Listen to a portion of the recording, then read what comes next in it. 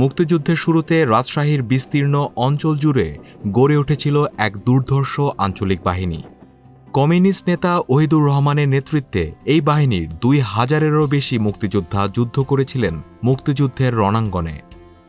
মুক্তিযুদ্ধে এই বাহিনীর বিস্তৃতি ছিল নওগাঁ, রাজশাহী, বগুড়া ও নাটোরের মোট ১৪টি থানা জুড়ে।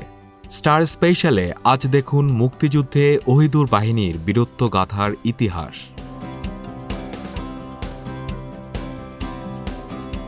২৫ মার্চ গণহত্যার পরবর্তীতে নওগাঁয় সর্বদলীয় সংগ্রাম পরিষদ গঠিত হয়। সংগ্রাম পরিষদের নির্দেশে আত্রায় চলে আসেন ওহিদুর রহমান। এপ্রিলের প্রথম সপ্তাহে গঠিত হয় আত্রায়ের সর্বদলীয় সংগ্রাম পরিষদ। ১০ এপ্রিল আত্রায়ের তেতুলিয়া গ্রামের গান্ধী আশ্রমে মুক্তিযুদ্ধের প্রস্তুতিমূলক একটি সমাবেশ অনুষ্ঠিত হয়। তেতুলিয়া গ্রামে খাদি প্রতিষ্ঠান বলে একটা প্রতিষ্ঠান ছিল। পরবর্তীকালে মহাত্মা গান্ধী সেখানে আসে অল্প সময়ের জন্য। তো ওইখানে ওই পাক বাহিনীর আগমন উপলক্ষে আমরা ওখানে একটা প্রস্তুতি সভা করি। এই প্রস্তুতি সভাতে বেশ প্রায় ১,০০০-এর মতো আমার কর্মীরা উপস্থিত ছিল। তারা সবাই এক বাক্যে বলে যে হ্যাঁ,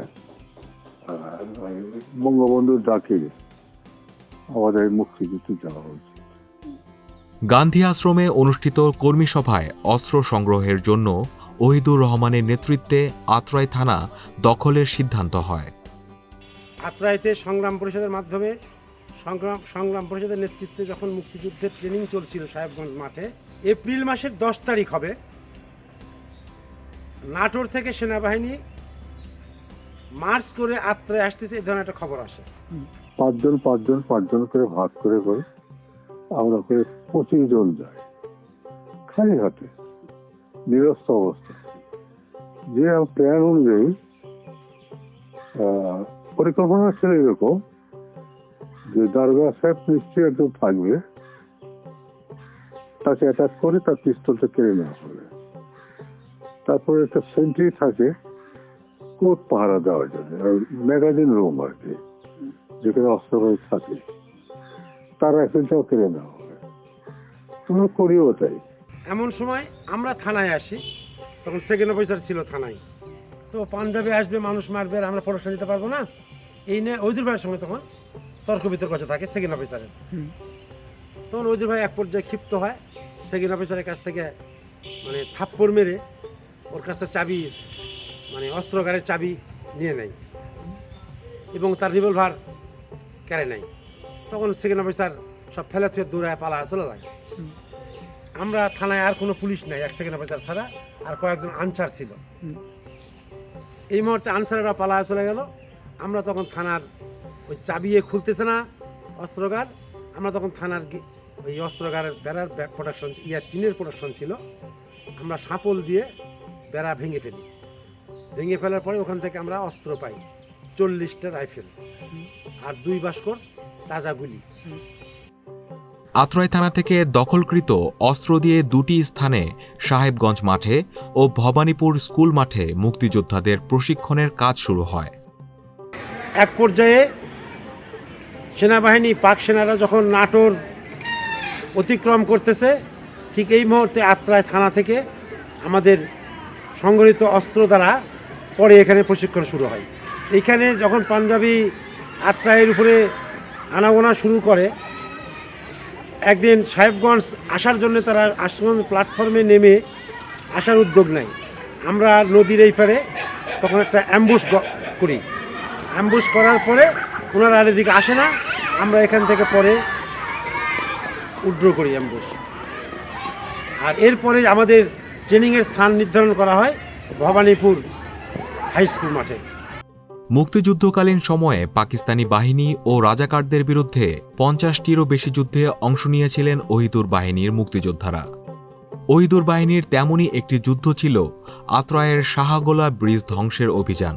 এই যুদ্ধে শতাধিক পাকিস্তানি সেনা নিহত হয়েছিল।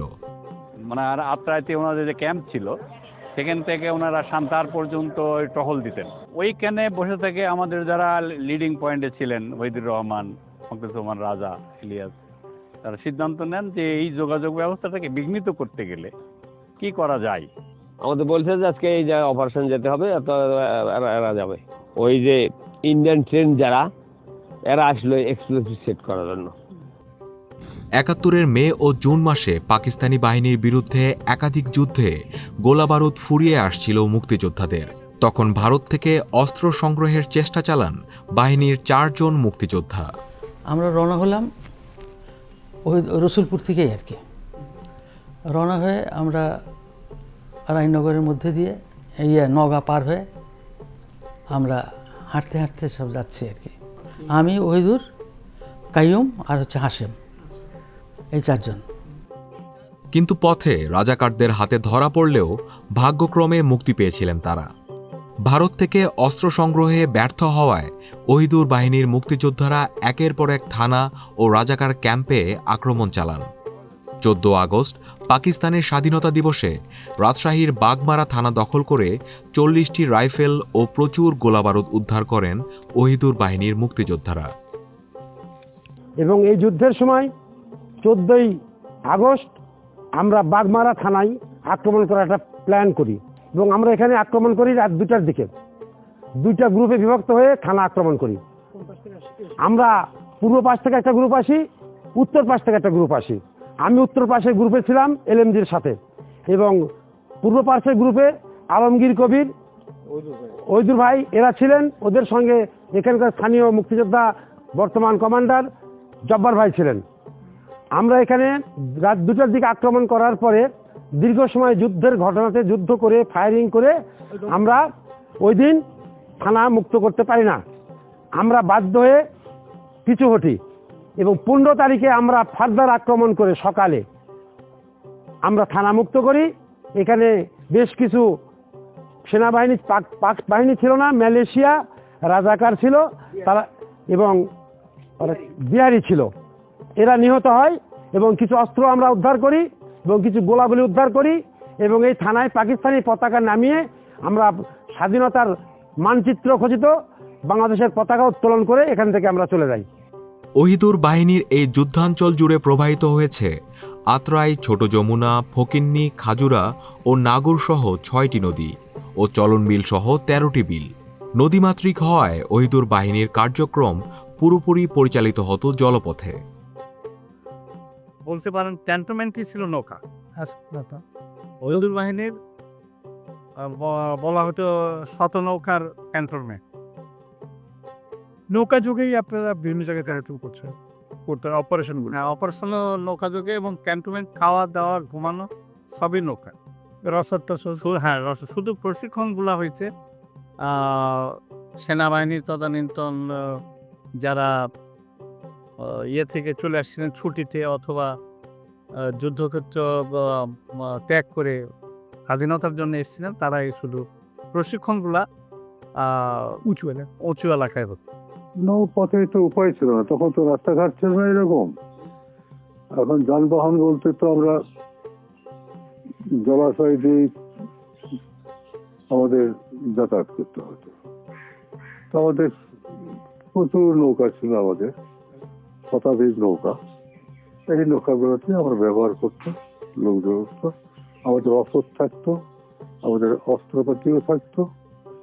কাজেই আমাদের এই নৌকাতেই আমাদের থাকা, খাওয়া, আমাদের ফৌজকে নিয়ে, মুক্তি ফৌজকে নিয়ে যাওয়া। কোনো যানবাহনই ছিল না নৌকা ছাড়া। যে কিছু কিছু এদিক ওদিক যাবে ওই ঘোড়ার গাড়ি, টমটমে, বা কোনো স্কোপ ছিল না। হাঁটারও বুদ্ধি ছিল না। এক পাড়ার থেকে আরেক পাড়া যেতে নৌকা লাগতো আর কি। এক বাড়ি থেকে আরেক বাড়ি যেতে নৌকা লাগতো, মানে দ্বীপ রাষ্ট্রের মতো আর কি। মুক্তিযুদ্ধকালীন সময়ে ওহিদুর বাহিনীর নির্দিষ্ট কোনো সদর দপ্তর না থাকলেও বিল হালতির খোলাবাড়িয়া গ্রাম, ঝিকরা, মিরাট ও হাসাই গাড়িতে বাহিনীর অস্থায়ী ঘাঁটি ছিল। জেলা সদর থেকে 18 কিলোমিটার উত্তরে বিলহালতি এলাকায়। স্বাধীনতা যুদ্ধের সময় এই বিলে আমরা স্বাধীনতাকামী যে সকল মুক্তিযোদ্ধারা অবস্থান করতেছিলাম, বিচরণ করতেছিলাম, এই বিলেই অধিকাংশ সময় আমরা নৌকায় অবস্থান করছি এবং মুক্তাঞ্চল সবসময় ঘোষণা করে চলি, যেটা কোনো সময় পাকিস্তান হানাদার বাহিনীরা বহু চেষ্টা করেও এই কলাবাড়িয়াকে ধ্বংস করতে পারেন। মুক্তিযুদ্ধে ওহিদুর বাহিনীর আরেকটি গুরুত্বপূর্ণ যুদ্ধ ছিল আত্রাইয়ের তারানগর বাউল্লার যুদ্ধ। গণহত্যা শেষে ফেরার পথে পাকিস্তানি সেনাদের বহরে মুক্তিযোদ্ধাদের অতর্কিত আক্রমণে নিহত হয়েছিল শতাধিক পাকিস্তানি সেনা। আমরা খবর পাই সকাল 9টা-10টার দিকে, যে সেপ্টেম্বর মাসের 19 তারিখে, যে পাক সেনাবাহিনী আত্রাই ক্যাম্প থেকে এসে বান্দাইঘেরা গ্রামে তারা অপারেশন চালাচ্ছে এবং গণহত্যা করতেছে, নারী নির্যাতন করতেছে, অগ্নিসংযোগ করতেছে। এই খবর পাওয়ার পরে আমরা বিভিন্ন দল বিভিন্ন জায়গায় ছিলাম। এখানে আসার পরে 4টা গ্রুপ এখানে একত্রিত হয়ে যায়।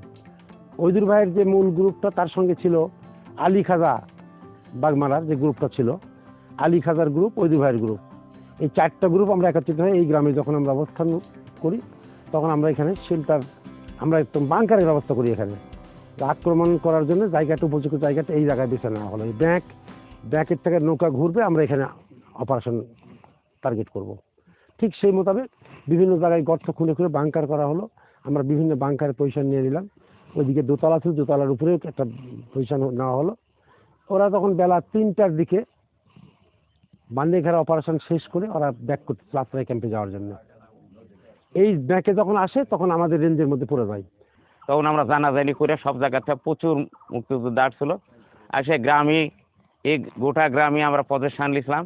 ওই অবস্থা তখন আমরা পজিশন লিয়া ওই গ্রামের ওই মাথা ছিল মজিদ মালিক, এরাই এদের কাছে এলএমজি ছিল। এলএমজি আমার সঙ্গে কথা ছিল যে এলএমজি যখন ব্রাশ করবো তখন তোমরা সবাই ফায়ার করবে, তার আগে যেন কিছু করো না। কথা মতো আমাদের যে সিদ্ধান্ত ছিল, একবারে আক্রমণ করা হয়। আমরা এখানে ছিলাম অতিরিক্ত নয়, খুব বেশি হলে 150-140 এরকম মুক্তিযুদ্ধ এখানে ছিলাম আর কি। আমরা সবাই আক্রমণ করি এবং প্রত্যেকটা আর্মস একবারে গর্জে ওঠে নৌকার উপরে।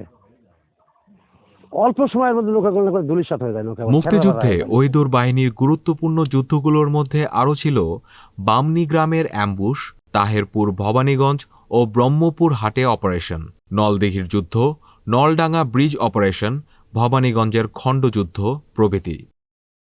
মুক্তিযুদ্ধের 14 ডিসেম্বর ওহিদুর রহমানের নেতৃত্বে আত্রাই থানা দখল করে আত্রাইয়ে স্বাধীন বাংলাদেশের পতাকা উত্তোলন করেন ওহিদুর বাহিনীর মুক্তিযোদ্ধারা।